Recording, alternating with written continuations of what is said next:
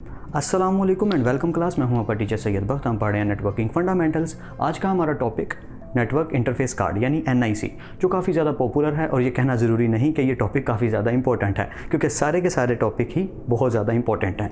एक चीज़ मैं यहाँ पे सजेस्ट कर दूँ कि काफ़ी ज़्यादा स्टूडेंट्स को प्रॉब्लम होती है, वो टॉपिक को मिस कर देते हैं। तो आपके लिए एक सजेशन है कि आप कोशिश किया कीजिए कि वीडियोज़ की बजाय चैनल की प्लेलिस्ट में जाएँ, नेटवर्किंग फंडामेंटल्स कोर्स को क्लिक करें, ताकि आपको सारी की सारी वीडियोस सीक्वेंशियली मिल जाएं। आप सीक्वेंस में सारे टॉपिक्स को इजीली कवर अप कर पाएँ और आपका कोर्स भी अच्छे से समझ आता जाए। So without further adieu let's get our to topic now.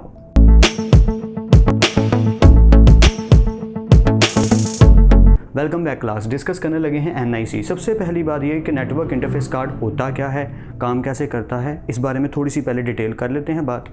फिर बात करेंगे कि इनको बुलाते क्या हैं, यानी कि किन नामों से मार्केट में हम इनको बुलाया जाता है।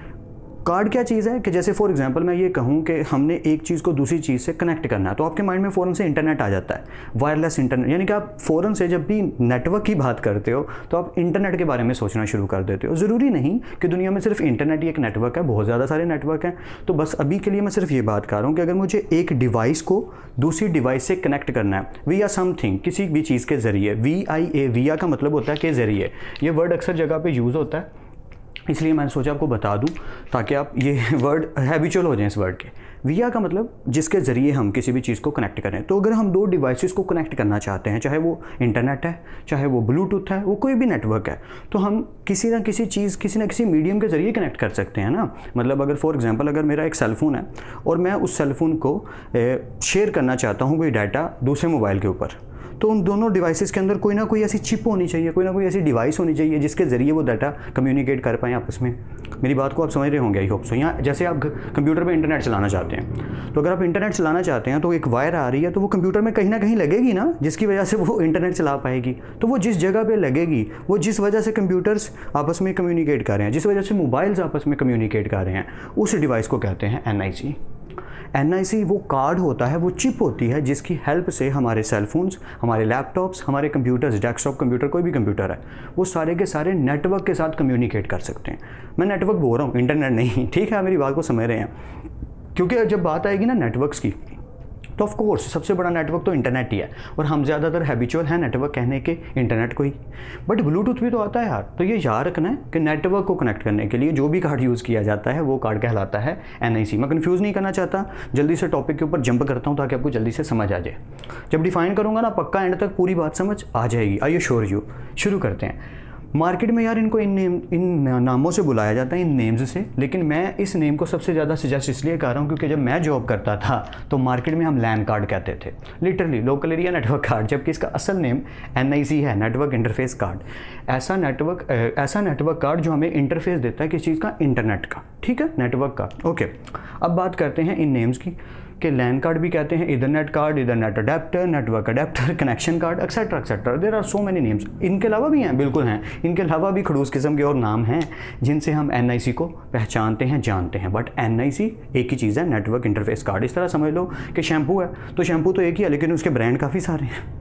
आई होप आप समझ रहे हैं। ठीक उसी तरह से वेंडर्स कहते हैं उनको बनाने वाले, यानी नेटवर्क इंटरफेस कार्ड बनाने वाली जो कंपनी है। जैसे मैंने अभी भी एग्जांपल दी कि शैम्पू तो एक ही है, पर उसको बनाने वाली काफ़ी ज़्यादा कंपनी है।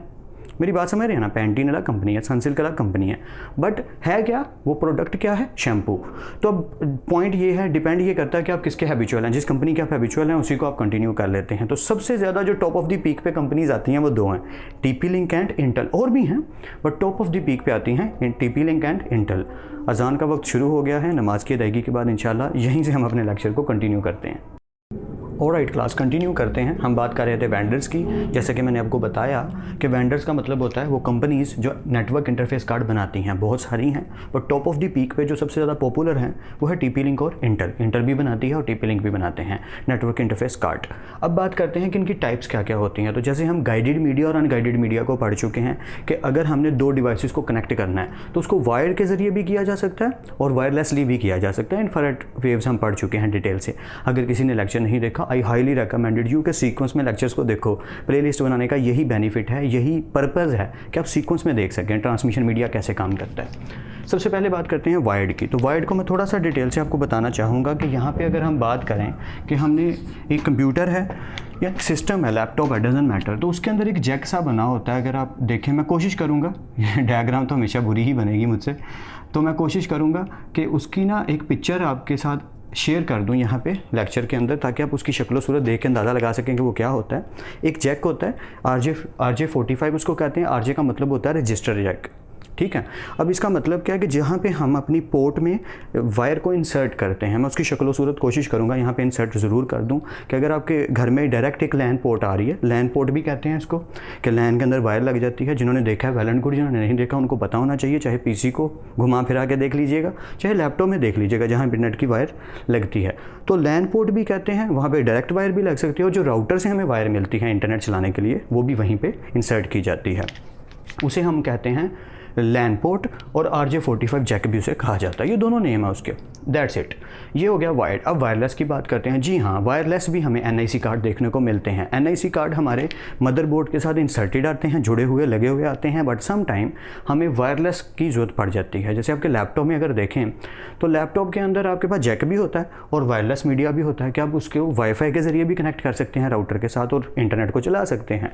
बट आजकल कार्ड्स मिलते हैं, मैं कोशिश करूँगा उसकी भी एक पिक्चर यहाँ पर इंसर्ट ज़रूर कर दूँ ताकि आप उसकी भी शक्ल सूरत ज़रूर देख लें, वरना गूगल भाई जिंदाबाद, गूगल से जाके आप देख सकते हैं कि आप उस कार्ड को PCI एक्सप्रेस स्लॉट में लगाते हैं और अपने PC के अंदर इंसर्ट करके वायरलेसली अपने PC को इंटरनेट से कनेक्ट कर सकते हैं। तो उन कार्ड को हम वायरलेस कहते हैं।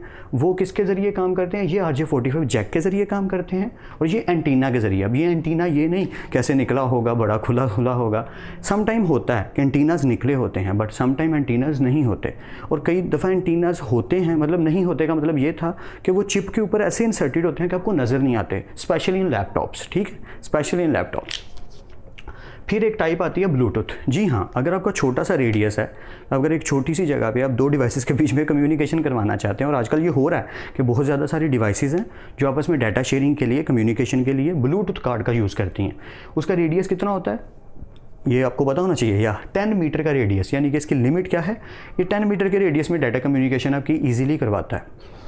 आखिरी चीज़ है USB। एक्सटर्नल कार्ड के तौर पे मैं इसके लिए वर्ड यूज़ करना चाहूँगा, मैं यहाँ लिख भी देता हूँ कि इसके लिए वर्ड यूज़ करना चाहिए हमें एक्सटर्नल NIC। जी हाँ, ये ऐसा कार्ड है जो एक्सटर्नली यूज़ किया जाता है। इसके लिए भी मैं कोशिश करूँगा कोई ना कोई पिक्चर ऐड कर दूँ ताकि आपको प्रॉपर वे में पता चल सके कि इसकी शक्ल सूरत कैसी, वरना गूगल भाई आई टोल्ड यू सारों की फ़ोटोज़ आपने ज़रूर देखनी है। अब मैं वन बाई वन फिर से इसको थोड़ा सा आपको डिफ़ाइन कर दूँ। अगर हम वायर के ज़रिए इंटरनेट को जोड़ रहे हैं और कंप्यूटर पर या अपने PC पे, लैपटॉप पर कहीं भी चलाना, PC पे या लैपटॉप पर, हाँ ये दो ही जगह, मोबाइल नहीं, तो हम वायर के ज़रिए इंटरनेट को चला सकते हैं। वो RJ45 जैक कहलाता है जहाँ पे लगेगा, या ईथरनेट पोर्ट क्या कहलाती है? ईथरनेट पोर्ट जहाँ पे वो वायर लगेगी, उस हिस्से को कहते हैं ईथरनेट पोर्ट। वायरलेस के अंदर हमारे पास एक छोटा सा एंटीना होता है, वो वायरलेस कार्ड्स होते हैं जिसके अंदर हम इंफ्रारेड के जरिए, इंफ्रारेड रेडिएशन, इंफ्रारेड वेव्स के ज़रिए, यानी कि वायरलेस वाईफाई। या अब बात आ गई ब्लूटूथ की। फिर तीसरा एक कार्ड आता है ब्लूटूथ, तो वो भी NIC कार्ड है, यानी नेटवर्क इंटरफेस कार्ड है, लेकिन वो ब्लूटूथ प्रोवाइड करता है। आपने छोटी छोटी डिवाइसेस भी देखी होंगी, वो USB में उसको कंसिडर करूँगा कि वो ब्लूटूथ है, USB ब्लूटूथ, यानी एक्सटर्नल ब्लूटूथ, कि मैं USB लगाता हूँ अपने PC पे और उसके ज़रिए मैं USB डिवाइसेस को अपने PC से कनेक्ट कर सकता हूँ। वो छोटी छोटी सी बनी होती हैं, आई होप सो आपने ज़रूर देखी होंगी। बात सिर्फ इतनी सी है कि आपके लैपटॉप में ये तीनों की तीनों डिवाइसेस इंसर्टेड होती हैं, या लैपटॉप में आपकी ये तीनों की तीनों डिवाइसेस पहले से, आजकल जो लैपटॉप आ रहे हैं स्पेशली काफ़ी टाइम से, आजकल तो क्या काफ़ी सालों से, लेकिन बहुत पुराना लैपटॉप है तो माजरत, सम टाइम उनमें ब्लूटूथ नहीं होती है। आई होप सो क्या मेरी बात को समझ रहे हैं कि जो लैपटॉप आजकल आ रहे हैं या काफ़ी टाइम से, कई सालों से जो न्यू मॉडल्स लैपटॉप आ रहे हैं, उनमें ये तीनों कार्ड इंसर्टेड हैं, पहले से लगे हुए हैं। आप उस पर ईथरनेट वायर भी लगा सकते हैं, वायरलेस को कनेक्ट भी कर सकते हैं, और ब्लूटूथ भी है। आई होप आप बात को समझ रहे हैं। लेकिन आपका जो डेस्कटॉप है उस पर स्पेसिफिकली सिर्फ ये है। जी हाँ, उसमें आपको सिर्फ एक ही फैसिलिटी मिलती है, और वो है आपका वायर्ड यानी कि जैक, जहाँ पे ईथरनेट पोर्ट अवेलेबल होती है, आप इंटरनेट की वायर लगा के उसको चला सकते हैं। बाकी सारी पोर्ट्स आपको अवेलेबल नहीं होती, उनके लिए आपको अलग से कार्ड्स लगाने पड़ते हैं। एंड आई होप कि मैं आपकी हेल्प कर पाया हूँ इस टॉपिक को समझने। बहुत छोटा सा सिंपल सा टॉपिक है, लेकिन इसका नॉलेज ठीक से होना ज़रूरी है कि मार्केट में इनको किन नामों से बुलाया जाता है। हम जब ख़रीदने जाते हैं तो हमें बताना पड़ता है कि हमें लैन कार्ड चाहिए, हमें NIC कार्ड चाहिए, उसकी शक्ल सूरत का पता होना ज़रूरी है। आई होप सो कि थोड़ा बहुत नॉलेज तो आपको ज़रूर मिल गया होगा, और बेसिक्स का आइडिया जो मैं देना चाह रहा हूँ 1 by 1 सारे टॉपिक्स का, वो आपको मिलना शुरू हो गया होगा। फिर नेक्स्ट लेक्चर में मिलते हैं, तब तक अपने और अपने घर वालों का ख्याल रखिएगा। खुदा आप सबको खुश रखे और कामयाब करे। खूब मेहनत करते रहिए, लेकिन स्मार्ट वर्क के साथ। अल्लाह हाफिज़ क्लास।